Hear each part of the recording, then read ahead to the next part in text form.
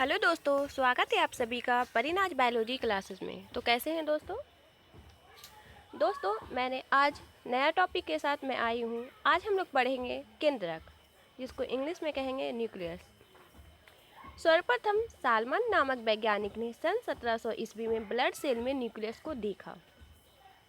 किसी चीज़ को भी वैज्ञानिक लोग पहले देखते थे, खोज लगाते थे, उसके बाद देखते थे, उसके बाद नोट डाउन करते थे कि क्या हुआ। तो केंद्रक को सालमन नामक वैज्ञानिक ने 1700 ईस्वी में ब्लड सेल में यानी रक्त कोशिका में न्यूक्लियस को देखा सबसे पहले। दोस्तों याद रखिएगा। उसके बाद क्या हुआ, सन 1831 ईस्वी में रॉबर्ट ब्राउन नामक वैज्ञानिक ने सेल में न्यूक्लियस को देखा। सबसे पहले ब्लड सेल में देखा गया, उसके बाद सेल में देखें। न्यूक्लियस को सेल का मास्टर ब्रेन कहा जाता है। ये वेरी वेरी इंपॉर्टेंट है दोस्तों कि मास्टर ब्रेन किसे कहा जाता है। सेल का मास्टर ब्रेन कौन है? तो न्यूक्लियस। ह्यूमरिंग एक वैज्ञानिक थे जिन्होंने न्यूक्लियस को मास्टर ब्रेन साबित करने के लिए एक एक्सपेरिमेंट किया। क्या किसी चीज़ को बोल देने से वैज्ञानिक लोग प्रूफ नहीं करते हैं, मान नहीं लेते हैं, उसको प्रूफ करना होता है। तो ह्यूमरिंग नामक वैज्ञानिक थे जिन्होंने न्यूक्लियस को मास्टर ब्रेन साबित करने के एक एक्सपेरिमेंट करके देखा कि क्या सही में मास्टर ब्रेन इसको कहेंगे कि नहीं कहेंगे। इनके एक्सपेरिमेंट को ही हम लोग ह्यूमरिंग एक्सपेरिमेंट के नाम से जाना जाता है। ठीक है दोस्तों, देखिए ह्यूमरिंग एक्सपेरिमेंट क्या है। ह्यूमरिंग नामक वैज्ञानिक ने इस एक्सपेरिमेंट जब करने के लिए तैयार हुए तो उन्होंने क्या क्या देखा, क्या क्या किया, वो हम डिस्कस करेंगे। ह्यूमरेलिनिंग एक्सपेरिमेंट। इस एक्सपेरिमेंट में ह्यूमरेलिंग नामक वैज्ञानिक ने सन 1934 ईस्वी में यूनिसेलुलर एसिटाबुलेरिया एल्गी को लेकर एक एक्सपेरिमेंट किया जो निम्न है।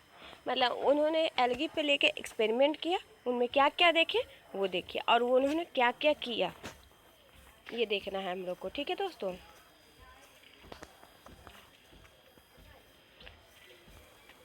कहते हैं पहला पॉइंट क्या किया, ह्यूमरेलिंग ने सबसे पहले एसाटिबुलेरिया को लेकर 4 भागों में बांटा। एसाटिबुलेरिया क्या है? एक एल्गी का नेम है। ठीक है, उन्हें 4 भागों में बांटा। ह्यूमरेलिंग ने इन चारों भागों के लिए 4 अलग अलग बीकर लिया। ठीक है, 4 भाग किया, उसने 4 अलग अलग बीकर लिया। कटे हुए एसिटाबुलेरिया को 4 भागों कटे हुए एसिटाबुलेरिया को 4 अलग अलग बीकर में डाल दिए, जिसमें पहले, दूसरे तथा तीसरे बीकर में न्यूक्लियस अनुपस्थित था। ठीक है, तथा लेकिन चौथे भाग में न्यूक्लियस उपस्थित था। इस एक्सपेरिमेंट को 3 से 4 दिनों तक परीक्षण किया गया। तो यह देखा गया कि जिस एसिटाबुलेरिया भाग में न्यूक्लियस नहीं था वह डीजेनरेट हो गया, यानी बेकार हो गया, यानी वो ख़त्म हो गया, तथा जिस भाग में न्यूक्लियस उपस्थित था वह रीजेनरेट यानी पुनः निर्माण हो गया। क्योंकि हम लोग 4 भागों में बांटे, 3 भाग में तो केंद्रक था ही नहीं और 1 भाग में केंद्रक था, और जिसमें केंद्रक था वो रीजेनरेट हुआ, और जो केंद्रक जिसमें नहीं था वो क्या हो गया? डीजेनरेट हो गया। देखिए दोस्तों, हमने पहले ही कहा था कि जब भी बायोलॉजी डिस्कस कीजिए कुछ भी टॉपिक को, तो फिगर मोस्ट इम्पॉर्टेंट है। तो देखिए, ये एसिटाबुलेरिया एल्गी है जिसको हमने 4 भागों में डिवाइड किया है। सब में दिख रहा है ना दोस्तों? तो चौथा भाग में न्यूक्लियस आप लोग को साफ दिख रहा है। फिर देखिए, तीनों में तो केंद्रक नहीं है, लेकिन चौथा में केंद्रक है। आफ्टर एक्सपेरिमेंट यह किया गया कि जिसमें केंद्रक था उसमें न्यू एल्गी का फिर से निर्माण हो गया। इसी को ही ह्यूमरेलिंग एक्सपेरिमेंट के नाम से जाना गया। तो इससे यह साबित हुआ, इस एक्सपेरिमेंट से क्या साबित हुआ कहेंगे ना? क्या भाई आपने इतना तो एक्सपेरिमेंट किया तो क्या साबित होती? ये साबित हुआ कि सेल का मास्टर ब्रेन कौन है? न्यूक्लियस है। आइए अब हम लोग जानते हैं कि न्यूक्लियस, न्यूक्लियस तो जान रहे मास्टर ब्रेन कहते हैं, न्यूक्लियस का भी क्या अस्तित्व है, कैसा है वो। तो जानते हैं न्यूक्लियस गोल अंडाकार आकृति वाला होता है, यानी उसका शेप कैसा होता है, गोलाकार अंडाकार आकृति वाला होता है, जो कोशिका के मध्य में स्थिर रहता है, यानी कोशिका के बीच ही बीच में स्थित रहता है। यह कोशिका के शरीर को नियंत्रण एवं समन्वय, कंट्रोल एंड कोऑर्डिनेशन करता है। ठीक है। ऑकरेंस ऑफ न्यूक्लियस, न्यूक्लियस में पाए जाने वाला स्थान, यानी केंद्रक कहाँ कहाँ पाया जाता है। तो केंद्रक प्रोकैरियोटिक सेल में अनुपस्थित होते हैं, जबकि यूकैरियोटिक कोशिका में उपस्थित होते हैं।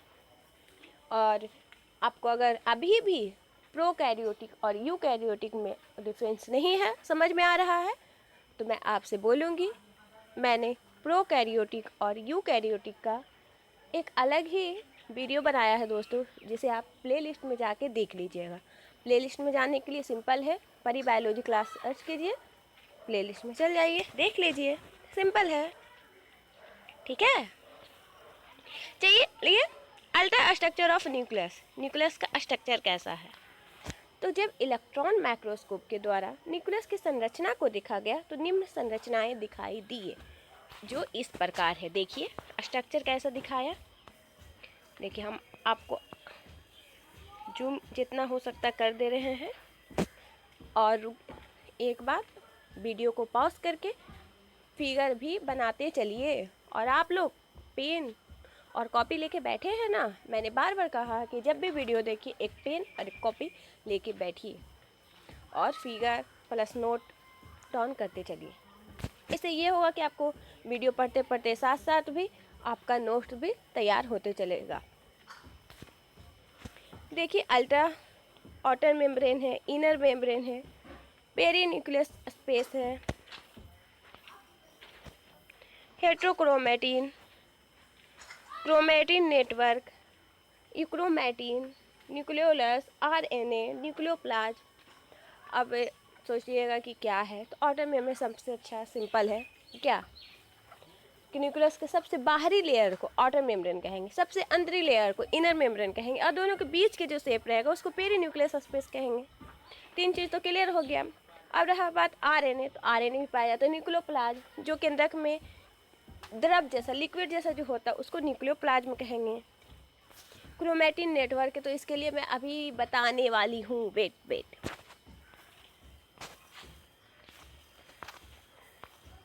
देखिए पार्ट्स ऑफ न्यूक्लियस, न्यूक्लियोलस यानी केंद्रक का भाग। वो सब तो जो शॉर्टकट था तो वो तो मैंने ऐसे ही बता दिया, लेकिन ये जो है इम्पोर्टेंट इसको हम बता देते हैं। ठीक है, चलिए पढ़िए। आपको एक पता है बात, मैं छोटा छोटा वीडियो क्यों बनाती हूँ, क्योंकि आप लोग बोरिंग ना होइए और पढ़ते रहिए continue. There are 4 parts of nucleolus, nucleus को 4 भाग, ऐसे मेन पार्ट 4 है, nucleus membrane, nucleolus, chromatin network और न्यूक्लियोप्लाज्म। न्यूक्लियस मेम्ब्रेन को हिंदी में क्या कहेंगे, केंद्रक झिल्ली, न्यूक्लियोलस को केंद्रिका, क्रोमेटिन नेटवर्क को क्रोमेटिन का जाल और न्यूक्लियोप्लाज्म को केंद्रक द्रव। बहुत सारे स्टूडेंट जो बिहार बोर्ड के हैं उनको इंग्लिश समझने में दिक्कत होती है, तो इसीलिए मैंने बगल में हिंदी भी लिख दिया है, ताकि आप लोगों को कोई भी प्रॉब्लम ना हो। अगर इसके बाद भी कोई आप लोगों को प्रॉब्लम होती है तो आप कमेंट बॉक्स में कमेंट कीजिए, मैं आप लोग के लिए स्पेशल और वीडियो बनाऊंगी। Nucleolus membrane, structure of nucleolus membrane. तो देखिए कैसा स्ट्रक्चर होता है, वो तो एक जैसा था, ये अलग अलग करके, एक आउटर मेम्ब्रेन, इनर मेम्ब्रेन और पेरीन्यूक्लियोलस स्पेस। देखिए क्या है, न्यूक्लियोलस मेम्ब्रेन को 2 भाग होते हैं, जिसमें बाहरी भाग को आउटर मेम्ब्रेन तथा आंतरिक भाग को इनर मेम्ब्रेन कहते हैं। इन दोनों मेम्ब्रेन को न्यूक्लियोलस इनवेलप यानी केंद्रीय आवरण भी कहते हैं। ठीक है, कोई दिक्कत, एनीबॉडी? ओके, बहुत अच्छा कि आप लोग को समझ में आ रहा है। The thickness of each membrane, outer and inner membrane, in 75 angstrom। कहते हैं कि तो मेम्ब्रेन की जो इनर और आउटर मेम्ब्रेन की मोटाई है, थिकनेस है, वो कितना है, ऑब्जेक्टिव में बहुत आता है, बहुत पूछता है। या कोई भी ऐसे भी कि बायोलॉजी पढ़ती हो, बायोलॉजी जानती हो, तो बताओ क्या होता है। ठीक है, तो 75 angstrom.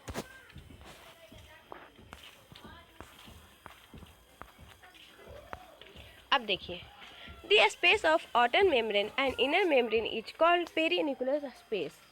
It's thickness is 100 angstrom to 300 angstrom. तो ये बोलिएगा कि इसका हिंदी नहीं है, तो एकदम आसान है कि आउटर मेम्ब्रेन और इनर मेम्ब्रेन के बीच के स्थान को पेरिन्यूक्लियस स्पेस कहती हैं और इसकी थिकनेस 100 एंगस्ट्रम से 300 एंगस्ट्रम होती है। अब हम लोग जानेंगे केंद्रिका। केंद्रिका यानी न्यूक्लियोलस, जो केंद्रक का ही भाग है। केंद्रिका का खोज सन 1781 ईस्वी में फोंटाना नामक वैज्ञानिक ने किया था। पूछा जाएगा कि केंद्रिका का खोज किसने किया, तो फोंटाना नामक वैज्ञानिक ने किया। कब किया, 1781 ईस्वी में किया। केंद्रिका केंद्रक के अंदर गोलाकार एवं घनाकार आकृति वाला होता है। केंद्रिका का स्ट्रक्चर कैसा होता है, तो गोलाकार होता और घनाकार, घन के आकार के जैसा। इसकी संख्या कितनी होती है, तो 1 से 4 के बीच बदलती रहती है, या 1 हो सकता है, 2 हो सकता है, 3 या 4, ऐसे बदलते रहता है। Function of nucleolus. केंद्रिका के निम्न कार्य है। यह केंद्रक में स्मॉल आरएनए को संश्लेषित करने का कार्य करता है। यह केंद्रक में क्या करता है, स्मॉल आरएनए को संश्लेषित करने का कार्य करता है, छोटे छोटे जो आरएनए होते हैं उसको। यह प्रोटीन का संश्लेषण भी केंद्रक में ही करता है। केंद्रक में प्रोटीन का संश्लेषण कौन करता है, तो केंद्रिका ही करता है। यह राइबोसोम को संश्लेषित करता है तथा उसके निर्माण में भी सहायक होता है। ठीक है, ये थे केंद्रिका के कार्य। तो याद हुआ, चलिए एक बार रिपीट करते हैं कि यह केंद्रक में स्मॉल आरएनए को संश्लेषित करने का कार्य करता है। ठीक है, यह प्रोटीन का संश्लेषण भी केंद्रक में ही करता है। यह राइबोसोम को संश्लेषित करता है तथा उसके निर्माण में भी सहायक होते हैं।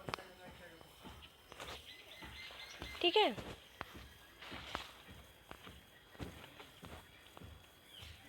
अब जानेंगे न्यूक्लियोप्लाज्म। न्यूक्लियोप्लाज्म एक प्रकार का द्रव है, यानी लिक्विड है, जो केंद्रक में पाए जाते हैं। इसी न्यूक्लियोप्लाज्म में केंद्रिका तथा क्रोमैटिन नेटवर्क पाए जाते हैं। केंद्रिका के बारे में तो आप लोग जान गए हैं, अब सोच रहे हो क्रोमैटिन नेटवर्क क्या है, तो बस 2 मिनट रुकिए, आपको हम क्रोमैटिन नेटवर्क भी बताने वाले हैं। न्यूक्लियोप्लाज्म को केंद्रक सैंप भी कहा जाता है। न्यूक्लियोप्लाज्म में आरएनए, डीएनए तथा फास्फोरस भी पाए जाते हैं। अब जानेंगे कि क्रोमैटिन नेटवर्क क्या है। तो क्रोमैटिन नेटवर्क केंद्रक के अंदर पाए जाने वाला जालनुमा रचना है। क्रोमैटिन नेटवर्क क्या है, केंद्रक के अंदर पाए जाने वाला जालनुमा रचना है, जो 2 रूपों में पाए जाते हैं। इसके पतले वाले भाग को यूक्रोमैटिन तथा मोटे वाले भाग को हेट्रोक्रोमैटिन कहते हैं। पतले वाले भाग को क्या कहेंगे, यूक्रोमैटिन तथा मोटे वाले भाग को हेट्रोक्रोमैटिन कहते हैं। इस क्रोमैटिन में डीएनए पाए जाते हैं, जो आनुवांशिकता से संबंधित होते हैं। आनुवांशिकता मतलब genetics. Function of chromatin network, यह कोशिका विभाजन में मदद करता है तथा यह डीएनए के मदद से पैतृक लक्षण को पीढ़ी दर पीढ़ी उनके संतान में ले जाने का कार्य करता है। क्रोमैटिन का भी यही काम है कि कोशिका विभाजन में मदद करता है तथा यह डीएनए की मदद से पैतृक लक्षण को पीढ़ी दर पीढ़ी उनके संतान में ले जाने का कार्य करता है। ठीक है, तो दोस्तों आज के लिए इतना ही, कल फिर मिलेंगे अगले चैप्टर के साथ। और एक बात और कि कल हम क्या पढ़ाएंगे, तो कल हम लोग क्रोमोसोम पढ़ाएंगे, देख लीजिए क्रोमोसोम, ठीक है। तो कल हम लोग क्रोमोसोम पढ़ाएंगे। अगर वीडियो पसंद आई होगी तो एक लाइक कीजिए, और जिन्हें आप अपना समझते हैं, जिन्हें आप अपना मतलब सही में समझते हैं कि वो पढ़ें, तो आप उनके तक ये वीडियो को ज़रूर शेयर कीजिए। बाकी आपकी मर्ज़ी। ठीक है दोस्तों, वीडियो देखने के लिए धन्यवाद।